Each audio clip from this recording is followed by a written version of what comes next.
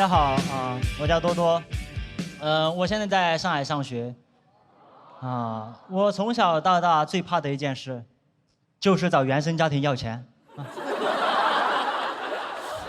其实我家里经济条件还可以，但我爸这个人对钱看得特别重，他怕我乱花钱啊，就特别喜欢说一些夸张的话，让我产生愧疚感。每次我把我的困难和我爸说，他就要把他的困难和我说。我说爸，我想买件新衣服。新衣服得买啊，新衣服得买。我都4、5年没买过新衣服了。我说爸，我要交学费了。上学好啊，上学好。我不吃不喝也要供你上学。我心想这也不至于吧？学费就几千块，把房子卖了就行。就是我爸这样说话，就会导致我每次花钱的时候压力都特别大。每次花钱的时候，我就感觉我爸就趴在我背上，在我耳边说话，没事儿，你花吧，没事儿，都是为了你好。就有一次我在线下刚讲到这里，就有个观众听哭了，把我吓一跳，我还以为他看见我爸了。而且我爸每次给我钱的时候，他很喜欢在我面前算账，算在我身上花了多少钱，然后一边算一边说，儿啊。这些就是对你的投资，你只需要好好学习，考个清华就好了。这怎么能是投资呢？这就是赌博。我有一年生日，我爸大方了一次给我钱，他说你生日可以买点自己喜欢的东西。我就买了一件500块，特别帅、特别好看的新衣服。有多新呢？那是一种虚荣心。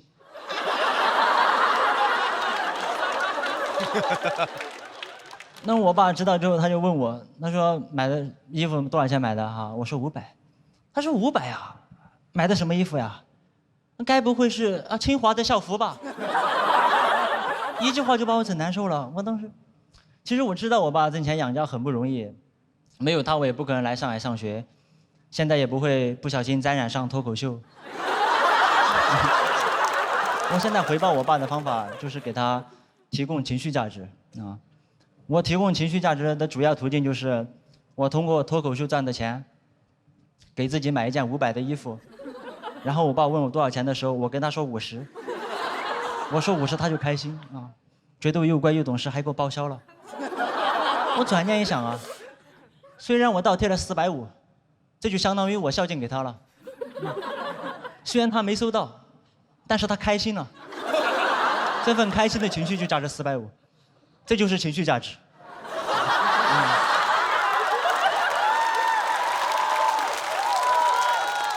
就思路打开之后就变得特别完美我有新衣服穿，我爸也开心了。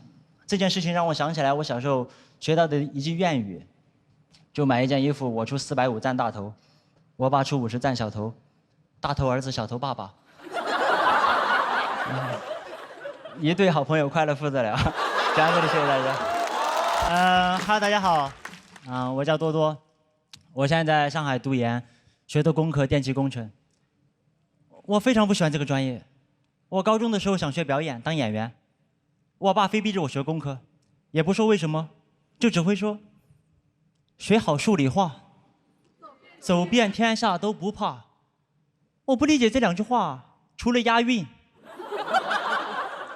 还有什么逻辑？学好数理化，没让我学英语。走遍天下，走遍上海的困难。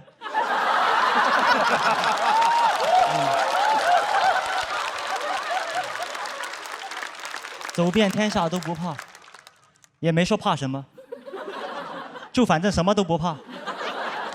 我要是走在路上遇到有人抢劫我，让我把钱交出来，我说等一下，要钱没有，但你看化学95。我抢劫犯说厉害厉害，不抢了不抢了我把这些货讲给我爸听的时候，我爸根本就不在乎，就在你面前换一套逻辑。那小孩子没见过世面，什么都不懂。听爸的准没错，我吃过的盐比你走过的路都多。我听到这句话，我脑袋里的逻辑体系彻底崩塌了。吃盐是重量，走路失距离。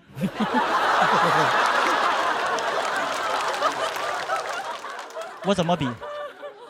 我要是相信这个，那怎么学好数理化？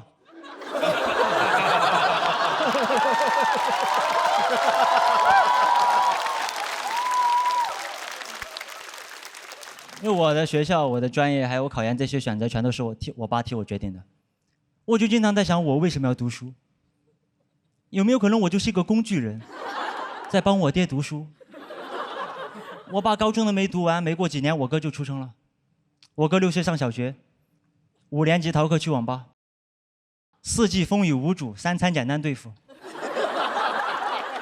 我爸可能觉得这个号练废了啊，那一年我又出生了，整个时间上相当有逻辑性。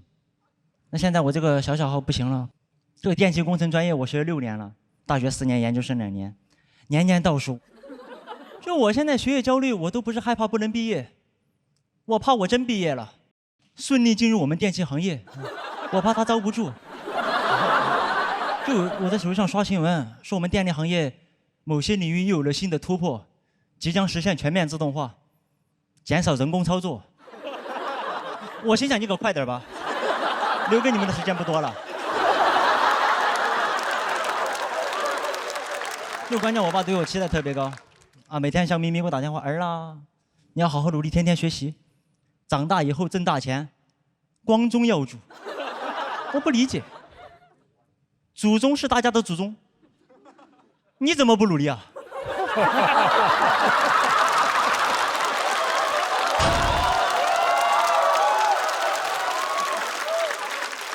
就这2年最让我难受的就是，我发现我跟我爸完全沟通不了。我跟我爸说，爸，我现在的生活很痛苦。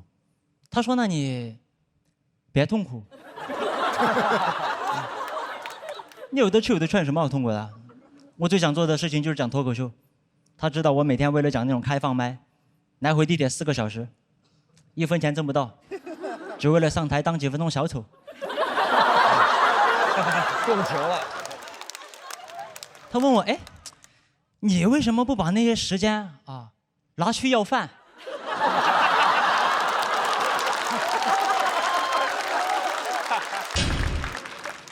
还能为什么？地铁不允许。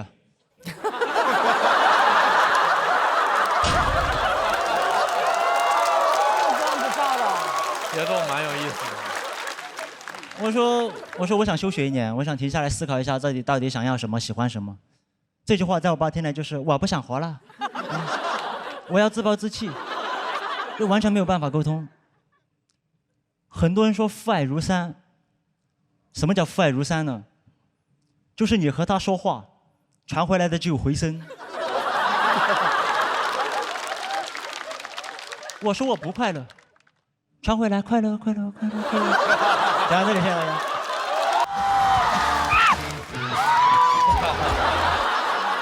我最近一直在拍戏，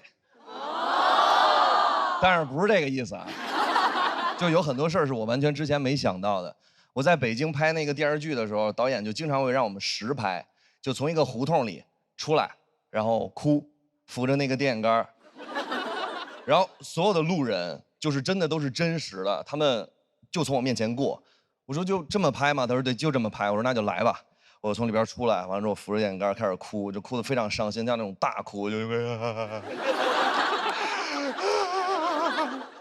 然后鼻涕流3个水晶吊坠，就这样。我这哭呢，完了过来一个大姐看着我，富豪。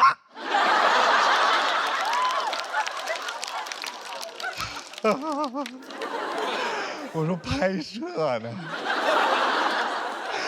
拍摄呢。大姐看着我，拍摄。我说拍摄。我后来跟那大姐说，我真的在拍摄，然后那个大姐非常认真的看着我说，房，我特别喜欢看你，因为我只要一看到你，我就特别快乐。但是我上班每天都特别生气，你能告诉我怎么才能不生气吗？我给你讲一些不生气的段子。我今天在这儿讲给您，我答应您了。我之前上班的时候，老板有一个骂我骂到我每天胃疼，就是那种躯体化了。他只要一跟家里边打架，然后他就来这儿骂我，骂其他的员工。我当时说不能因为这个事儿把我自己身体都弄坏了，我开始上网学一个操叫不生气操。真的有这个操，朋友们，完全没开玩笑的。然后就是双手这样抬起来，大家可以一起做，你知道吧？就看着远方，完了面带微笑，就是不生气，不生气，生起病来没人替，就这么简单。全网教学非常详细，但没有一个人告诉我是生气之前做，还是生气之后做。我当时也年轻，我选择生气当时做。第二天老板到公司，他每天中午吃完饭一抹嘴就骂我，他就中午吃完饭把盒饭一搁一抹嘴，都是付航啊。我说来吧老登，开战吧，骂我，凌辱我，鞭挞我的灵魂，来。他说付航态度不积极，我说。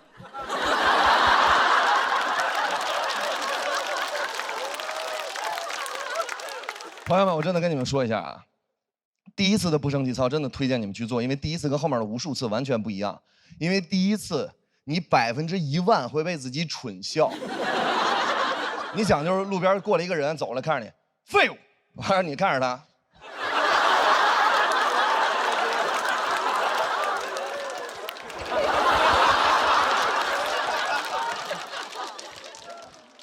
坐一会儿就笑了。就是后面没什么用了，因为只有最开始做的时候有用。然后我就研究了一下，外练筋骨皮真的帮不到我，我必须要内外兼修。我要想从我的内调完了之后跟外一起结合。我想怎么才能内外兼修呢？就比如说是，我开始思考，从小我只要一难过，别人一骂我就难过，难过我就哭，啊一夸我就笑，我的情绪完全掌握在别人手里。我不要，我要反其道而行之。哎，别人骂我，我难过，我就到这儿，嘿嘿，大脑都懵了，大脑每天我内外兼修，提前1个小时到公司，办公室里没有人，比如这是你的工位吧，然后我就围着那个工位，真的就是每天练。我太难过了，就是不生气，不生气，生起病来没人替，嘿嘿，不生气。同事跟同学一样都不跟我说话了，因为办公室有监控。他们开始传说付航有单枪匹马一个人做法给老板做死。他们说只要做够31天，老板干嘛死？我说你们想太多了。他们把视频拿出来给老板看，也给我看，的确稍微有点吓人。你就想吧，明天早上起来，这是你的工位。然后你的同事把书包一放，把肩膀一搁，不生气，不生气，生起病来没人替。不生气，不生气，生起病来没人替。老板当时看完那个手机，在办公室头发掉地上捡起来揣兜里，指甲都不敢剪，他怕我给他收走了，给他做死。他从那天开始就跟我稍微有点小小的隔阂了。他决定要裁员，说是2选1啊，因为老员工有感情，我跟一个大哥，我们俩只能留一个人。我们俩从知道这个消息之前是好朋友，知道之后一瞬间变成敌人。然后我们在宣布裁谁之前都没法对话了，啊，我们那时候已经是纯仇人了。然后在宣布之前，我一直翻我跟那个大哥的聊天记录，我翻，我突然发到我刚入职时候那大哥特别帮着我。我当时一想，付航有点难看了。我堂堂7尺男儿，到哪儿能没口饭吃？我啪一拍桌子，我说老板，我主动离职啊！老板说本来也是你，天天就会狗叫，还有你们俩都滚。我说啊，不是说老员工有感情，所以说2选1吗？他跟我说了一句话，我永远忘不了。他看着我说，做生意要什么感情？哇哦！就从那天开始，我去任何一个工作，我都不会投入任何多余的，比如说是同事给我一个眼神，老板说我一句什么，我非常简单，我就是到那儿拿钱我就走，就是拿钱我就走。现在录节目也是，不是？对吧？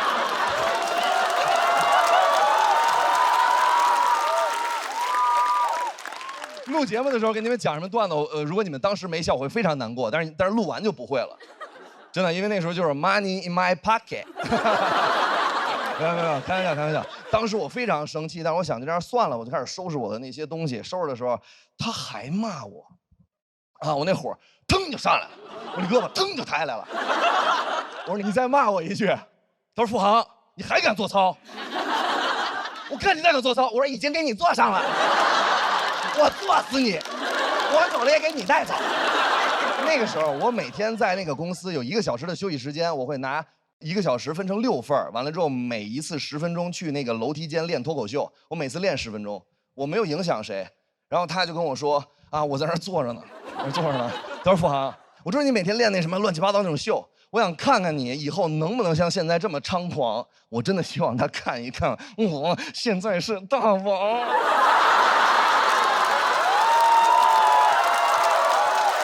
白玉兰的现场要是这样就好了。但是，只要有机会我就去，任何颁奖礼我都去。我从来不怕场子凉，我就怕恐惧。因为不管场子有多凉，我都不难过，因为我的鲜血永远炙热。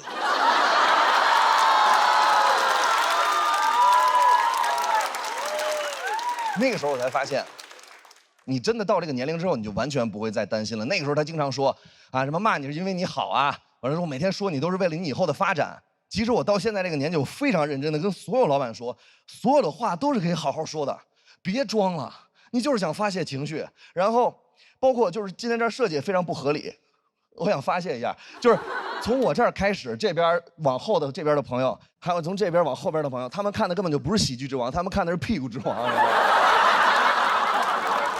他一晚上都没有看到过别人的正脸，真的大哥，我再给你演一遍。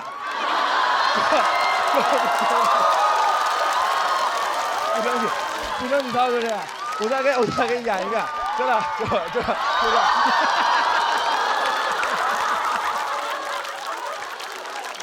真的，大哥太辛苦了。然后，我就希望就是大家能开心一点。但是今天大家肯定会非常开心，为什么呢？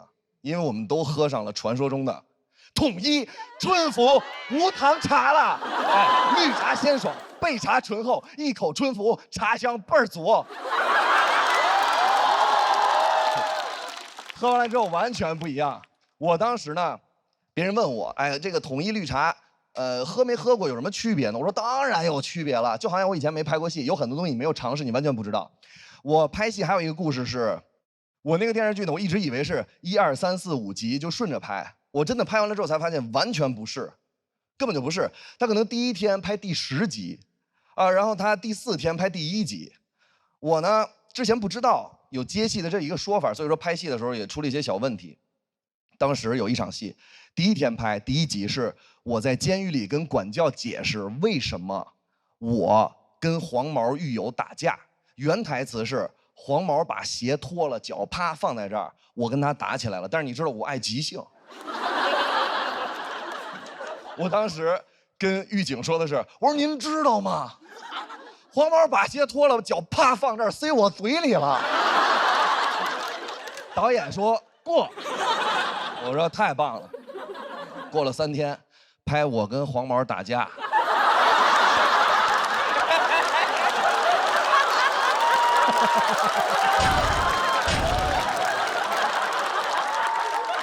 黄毛到了，把鞋脱了，我准备好了。突然，导演说3、2、1，开始。他刚说开始，突然出现一个小胖子，停。导演，我是场记。付航那天说了。黄毛把脚丫塞到他的嘴里了。我当时天都塌了，我天都塌了。我刚拍戏，我不想让别人觉得我难搞，我总不能说导演说现在黄毛牙把脚放你嘴里，然后我说我忌口，或者什么我最近屁股或者什么之类的，这个完全不行，但是显得太难搞了。我就想到底该怎么办。我好难过，但是我一看导演面露难色，导演特别为难，导演说：“哎呦喂，哎呀，你说这咋办呀？你说这，哎呀！”当时我心里一下就放平了。然后导演就是非常难过的，他看着黄毛，他说：“你介意吗？”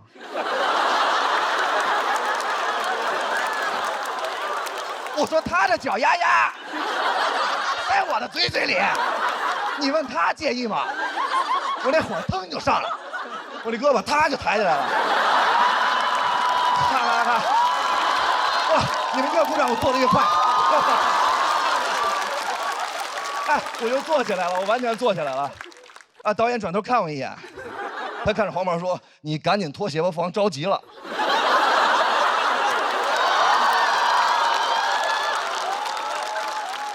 没有结尾，就是希望大家开心一点。谢谢。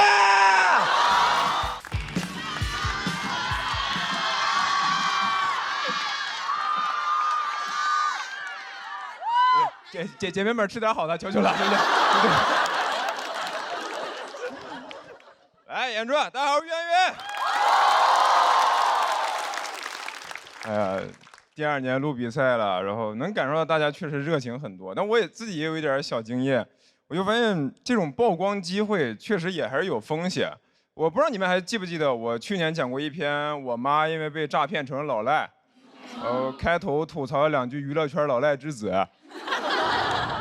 讲完之后，节目组问我说：“哎，那你妈欠的钱还完了吗？”我说：“没有啊。”他说：“那你不就是老赖之子吐槽老赖之子啊？”然后节目组就让我在播之前把钱还完。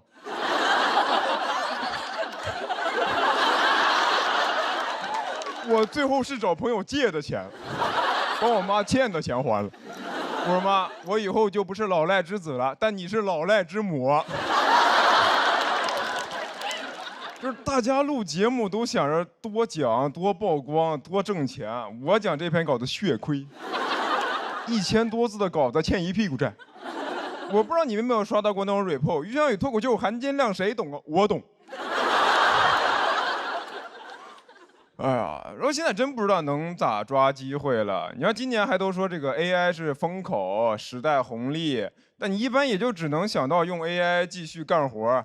我试了一下用 AI 写段子，我说帮我写一篇脱口秀稿子，模仿于翔宇的风格，要能喜单夺冠。但因为我段子公开数据量没有那么大，所以他模仿的就不是很像。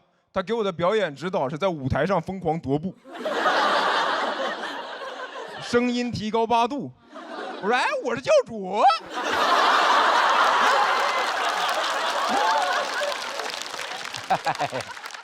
但是 AI 的东西看多了之后吧，你又会觉得这个世界还挺割裂的，因为你身边朋友一般都是担心因为 AI 失业嘛，但你确实又能看到有人靠 AI 挣钱。我之前看过一个采访，就台下一个观众问一个那种科技大佬说 ：“AI 肯定会造就一批富豪。”但也会造成大量失业问题，请问该怎么解决？那个 CEO 说 ：“AI 时代，机遇与挑战并存。”我说啊，但它不并存在同一个人身上啊。我们这儿全是挑战，你哐机遇。哇，你怎么不直接说你下岗？你下岗，我上富豪榜。就是现在的人说话都不过脑子了嘛？哎，我就不信瓦特改良蒸汽机、淘汰纺织工人的时候会说蒸汽时代，机遇与挑战并存。纺织工人说瓦特的脑子瓦特了，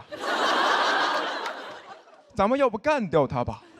反正进去也是踩缝纫机。我看完那个采访之后，真的就生气，我就希望 AI 能快点发展，统治人类。那就人人平等了，没有人上人，全都是 AI 的下人。就 AI 战胜人类，马斯克失去的一定比我多。我没有什么好失去的。我说老马最近咋样啊？他说4000亿美金全部清零，你呢？我说我挺好的，我花呗清零了。到时候那个富豪榜上面就80亿人并列首富，按姓氏笔画排序。我于翔宇啊。力压马化腾、刘强东跟张一鸣。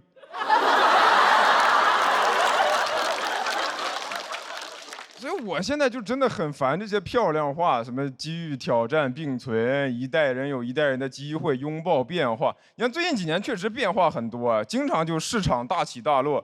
每次那种股票基金暴跌的时候，都会有人说：“哎呦，抄底的好机会。”但是我看到我的基金大跌，我只有一个反应，就啊。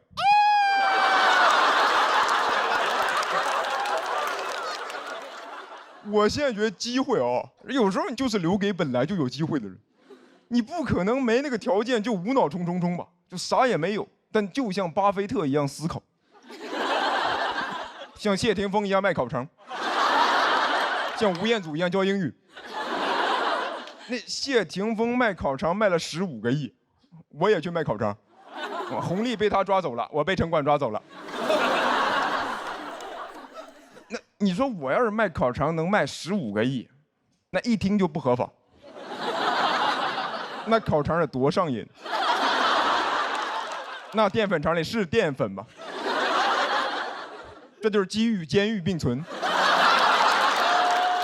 有时候我自己感觉有些事儿努力也有点徒劳。我去年搬来上海，我那个房子是大房东直租，我当时问他，我说你这个房子不会突然卖吧？他说你放心，我不卖的，我这套是专门用来出租的，我有10几套呢。你不信我给你看。他手机上有个 Excel， 我看着那个 Excel 是真的说不出 Word。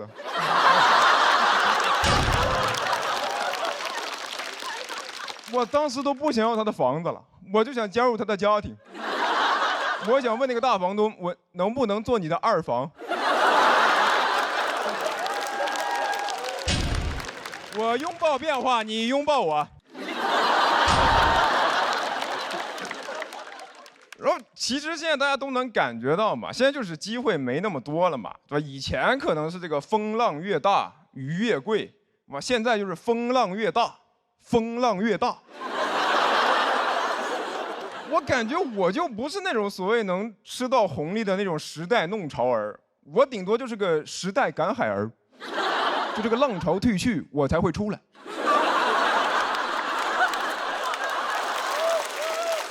这能不能捡点啥呢？哎，这是个海螺。哎，听，是我哭的声音。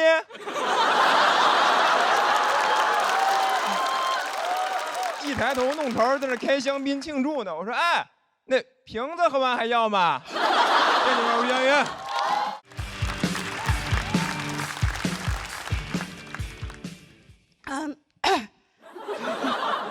大家好，我是来自山东临沂沂蒙山的房主任。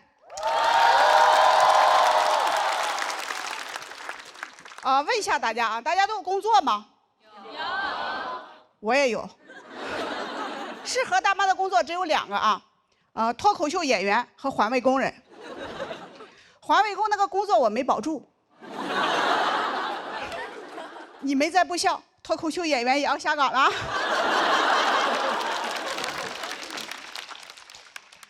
当脱口秀俱乐部老板邀请我来讲脱口秀，好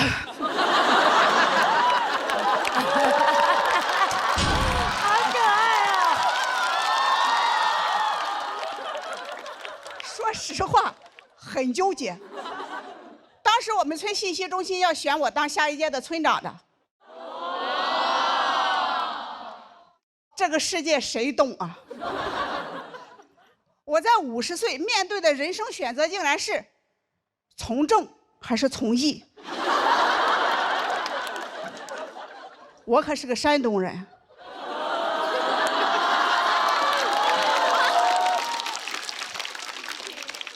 我说我们村长每个月工资2600，俱乐部老板说我每个月给你3000。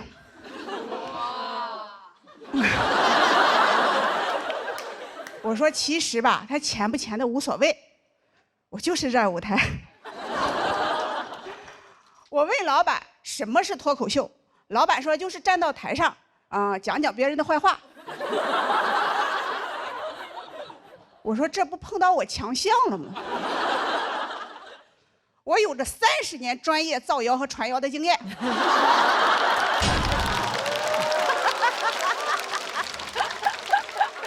全国说脱口秀的，谁能说得过我呀？我的第1场演出就演凉了，把我在村里积攒了50年的自信和骄傲击得粉碎。幸亏离家远呀，村里人不知道啊。村里的八卦都是我传的，我不说，没人知道。老板照顾我，就让我在俱乐部兼职做客服。他还很贴心地问我，说你敢跟别人说话吗？我说你应该问他敢跟我说话吗？让我拿个手机啊，在评论在网上卖票和回复评论区消息。有一天啊，在评论区遇到了一个黑粉的网络喷子，就一下子激起了我的斗志。我说我好久没站在村口跟人对骂了呀。但我忽略了一点啊，就现在的小年轻哈，打字速度太快了。家人们呢？我1分钟才打8个字，我一条骂人的信息没打完，未读信息已经99加了。别说回了，我看我都看不过来，我气得那个直哆嗦，一哆嗦啊，1分钟打3个字。我就好想跟他们来一场线下面对面的实战啊！哪怕他们来的人再多，我骂不过，我还能往地上一躺。我就问他服不服。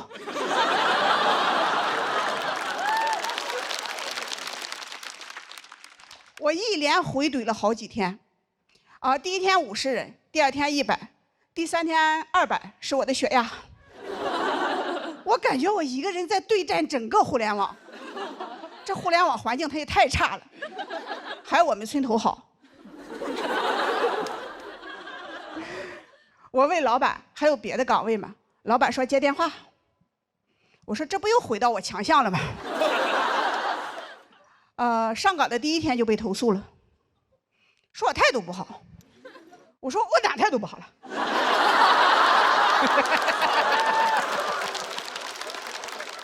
我长这么大一直都是这么接电话的呀。喂，谁啊？老板说大姐呀，你要用夹子音。你要说喂，你好啊。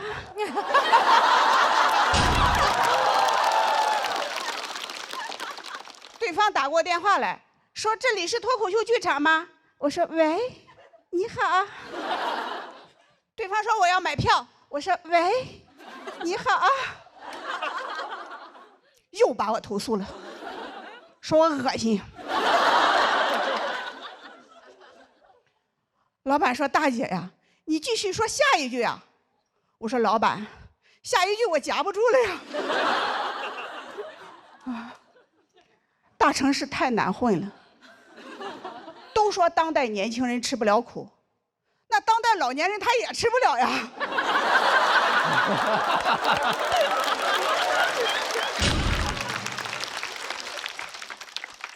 我还是干脆回村算了，回到村里种地吧，老年。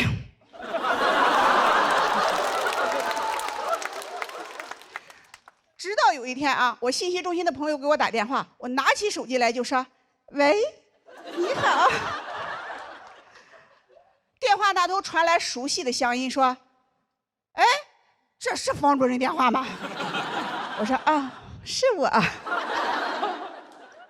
我朋友说：“哎娘嘞，这城里人他就是不一样了哈。”我说：“你不懂，在大城市工作说话他就这样。”我朋友说：“你在城里天天干啥呢？”我说：“我就是接电话，回消息。”我朋友说：“你1个月挣多少钱呀？”我当时脑子里的第一个想法是啊，原来问一个在城里打工的人1个月挣多少钱这么招人烦。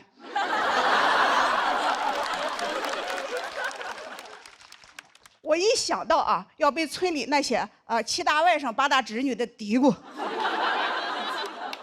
我那股好强劲就上来了。我说啊，不少挣，1个月2、3万，你来不？我给你介绍介绍。那一刻啊，我感觉是现在的我在劝过去的那个我走出来。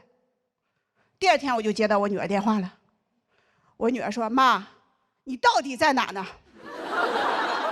全村的人都在传，你进了诈骗组织了，你快回来吧。”我说：“闺女啊，现在吧，妈妈走的有点远，已经走到比赛的第3轮了。”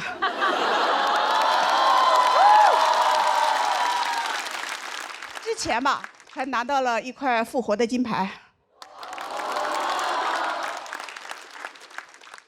就是有点挺不住了。但每一个来大城市打拼的人，在他挺不住的时候，都会想再拼一把，来都来了。谢谢大家，我是房主任。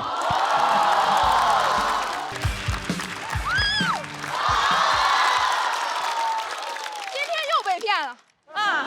被房主任骗了，他天天都有在后面哭说我没有稿子，我没有稿子。然后他今天演成这样，啊，不是该哭的不是他吧？应该是我。每个接在房主任后面的人都被淘汰了，所以你们不要把我轰下去，谢谢。啊，讲讲我啊！我说出来你们可能不信啊，我是一个能量很低的人。我说我能量低，不是我说我内向，就是我很容易累，特别容易累。我每次都是休息2小时，演出5分钟，这5分钟在台上生龙活虎，下台嘎巴就躺了。但是我有一个跟我完全不一样的妈妈，我妈能量超级高，她精力超级充沛，我俩完全不一样，我俩处理问题的方法都不一样。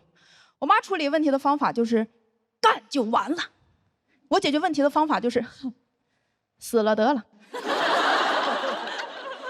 所以我完全不懂我妈，我完全不懂她，但是我能理解她是怎样形成这样的性格的，跟她的工作有关系。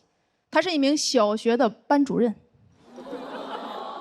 她有一个偶像叫李云龙，她的教育理念就是逢敌必亮剑。每个学校都有打扫分担区的活动，我妈的班级如果领到那种特别不好的那种打扫工具，她就会给她的学生们做扫前动员。她说我不管你们用什么办法去给我找工具，哪怕去偷去抢，我要你们20分钟内把这里打扫干净。这就是我的妈妈，一个有洁癖的土匪头子。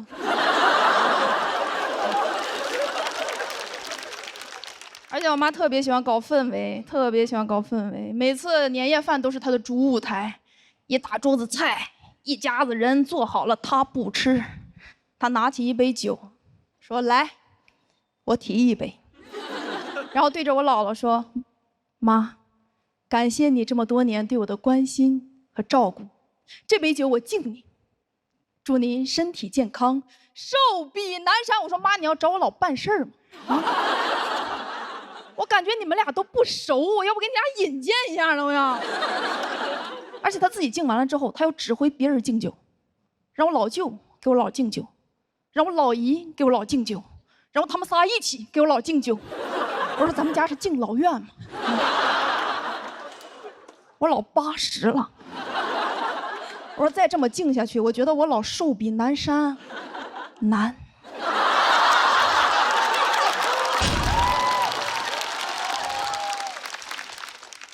北海北海有老墓碑，起低了。我喜欢。有人喝了，我就跟我妈说：“我说妈，别敬了，我觉得我老脸色都有点难看了。”我妈说：“能不难看吗？你还没给姥敬酒呢。”而且我妈不仅自己搞氛围，她还拉着我一起搞氛围，让我在年夜饭饭桌上表演节目。你说小时候表演就表演了，长大了也表演。我说实话，朋友们，我的亲戚朋友们平均年龄40、50岁，我学幼师的。我给他们演什么？我说让我看看是谁的老眼睛没有看老师啊！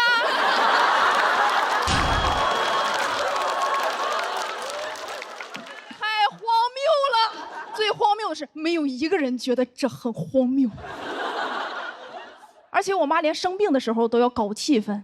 去年生病住院了，我陪她去住院，我天天熬夜熬得面黄肌瘦，我妈满面红光，跟隔壁搜手。医生进来都懵了，跟我妈说：“你长点心吧，你孩子都病成这样了，你还有闲心跟人唠嗑呢啊！”而且没住2天，几乎整个楼层的病人都认识我妈。我妈在走廊里散步的时候，那3步一招手，5步一回头，谁都得过来跟她唠10块钱啊。她天天在医院里给人化疗，哇！我陪我妈在走廊里散步，后来我发现，都有人开始认识我了。他们指着我跟我妈说：“哎，这个就是你经常提起的那个说脱口秀的女儿，对不对？对不对？对不对？”我说我不是，我是德云社的烧饼。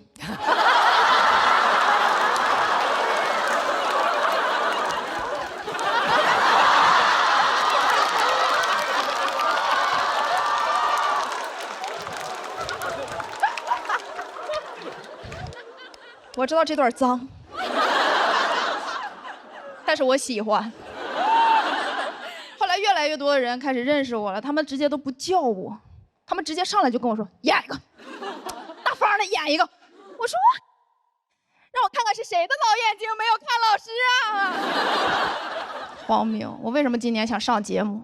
我就是希望以后再有人让我演一段的时候，我直接把这个视频怼到他脸上，就放刚才那一段。这一段，而且这些我都能理解啊，这些我都能理解。我唯一我不能理解的是，我妈她自己做完手术之后，她要操心别人的手术，我无法理喻。就人家有家属，有主治医生，她在那儿指挥人家，说你抬头，你抬脚，你扶腰，放这个床上，运动啊！我那个时候我非常生气，我非常生气，我对着我妈。漂亮！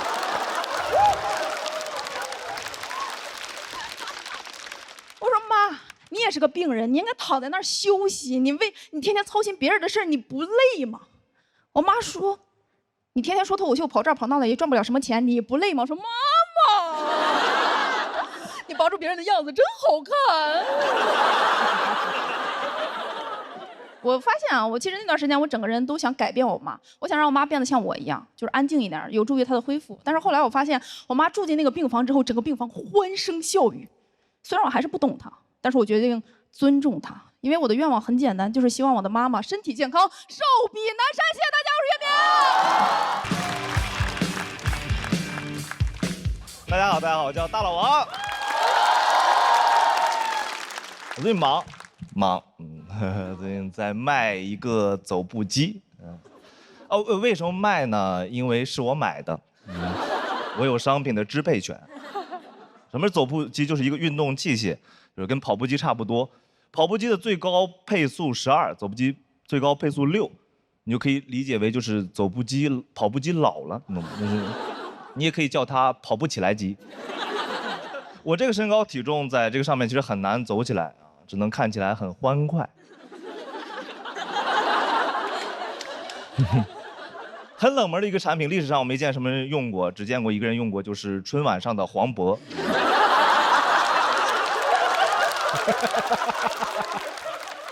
80平米的小窝，还有温柔的好老婆。这就是我现在的风格。观众说我吃毒蘑菇。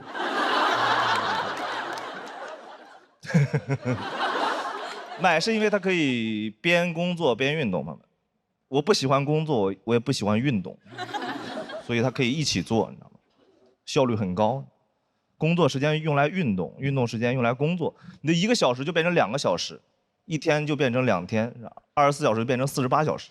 所以我今年32，其实我已经64了，还有1年退休。不，其实是半年。抱歉，这一些精妙的逻辑推演。边工作边运动，你们不兴奋吗？啊，那边工作边运动呢？边工作边运动呢？边工作边运动呢？边工作边运动呢？边工作边运动，边工作边运动呢？这走步机的6种配速，然后。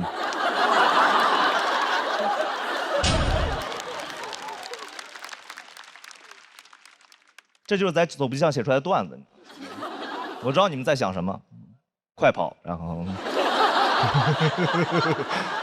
想买走步机是因为我是一个很贪心的人，我其实对自己要求很高，但我能力跟不上，因为我每天起来第一件事就是定计划，定完计划就困了，然后在计划里补上回笼觉，有时候甚至觉得我是不是写啥就完成不了了，是吧？所以这什么是土度 list？这不是一个土懂的 list 吗？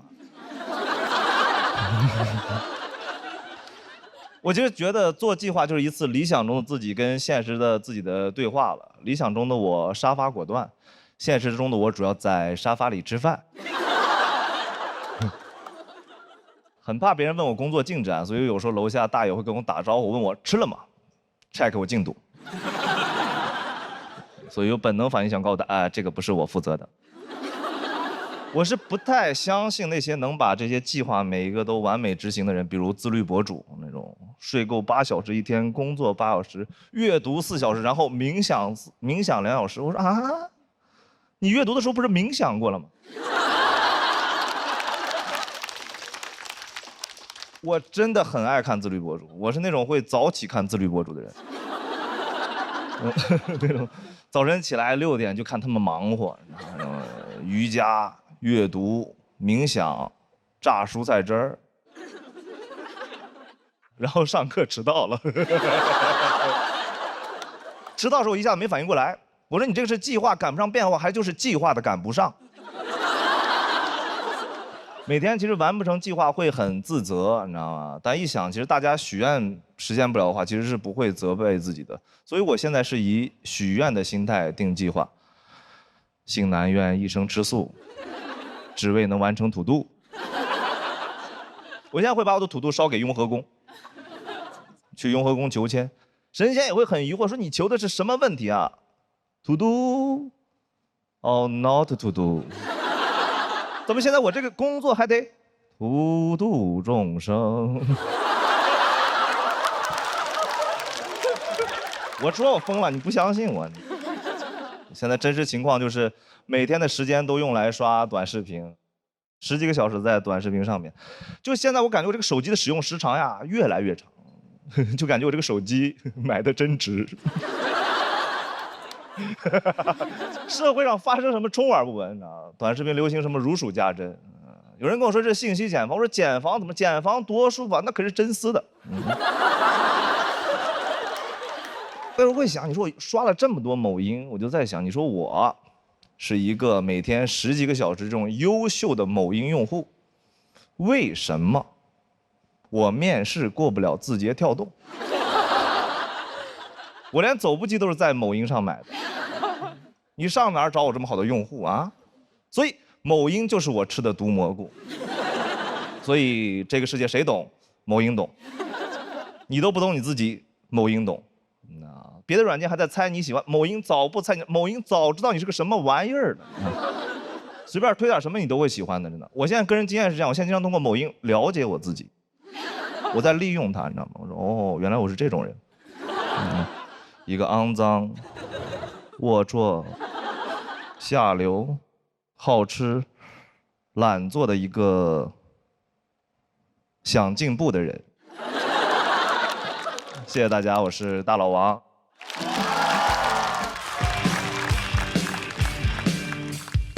嗨，大家好，我是大爷。哇，又录到深夜了啊！你们困吗？一看就经常熬夜。这个世界很多人熬夜，我懂你们。嘉宾熬夜有通告费，选手熬夜为了比赛，那只有你们熬夜，那是真热爱啊！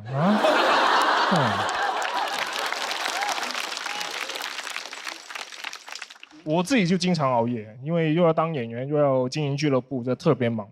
有时候凌晨2点还在回消息。每到这种时候，我就会想起《灰姑娘》里面那个一到12点就会变回南瓜的南瓜车。嘿，他居然赶在客户还没完事的时候准时下班。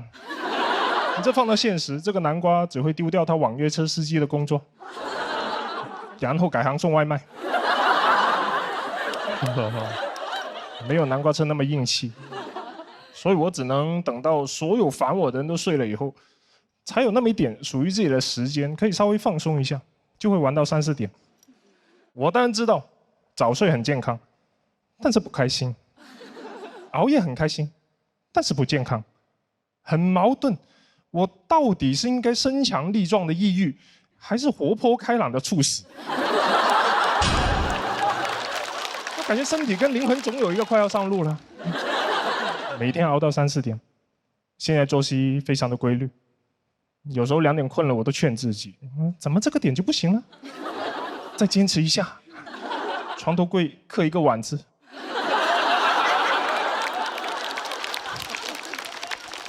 累，但是舍不得睡，即使很困，也坚持醒着休息。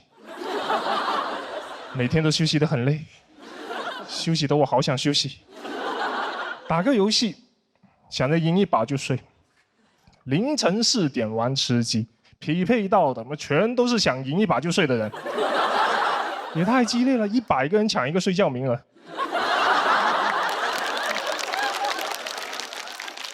还没吃上鸡，鸡都开始打鸣了。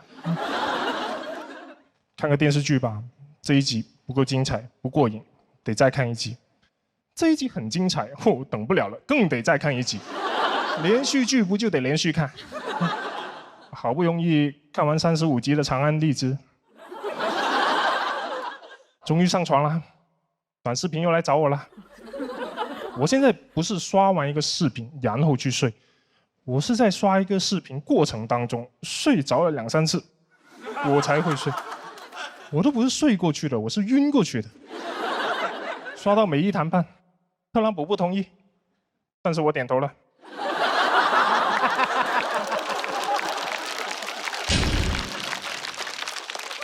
就是狠不下心睡觉，睡觉就意味着你要亲手结束今天的快乐，开始明天的痛苦。我很清楚，只要我一闭眼再睁眼，手机上又多出来一堆新的工作消息，想想都焦虑，很影响熬夜的体验。后来想通了，不焦虑了。我现在把今天和明天分开来看，明天还有好多活，那是明天的我要担心的问题，跟今天的我有什么关系？明天早上8点飞机，管他呢，又不是我赶。明天的我少睡一点没关系的，他比今天的我又更老了一点。老人嘛，就是觉少。这个就是我现在的人生哲学。今天的我享今天的福，明天的我吃明天的苦。我小时候不是这样的，小时候我会提前把作业做完，就可以玩一整个暑假。但是现在我提前把工作做完，我就可以做更多的工作，它没有尽头。还买什么走步机？人生就是一台走步机。成年人是没有暑假的，我的暑假就1点到3点，没有 gap year， 只能 gap 1夜。你知道弗洛伊德把人分成本我、自我和超我，我现在把我分成昨我、今我和明我。昨天的我没有完成任务，今天的我指望明天的我，明天的我说人呐，还是要靠后天努力。谢谢大家，谢谢大家。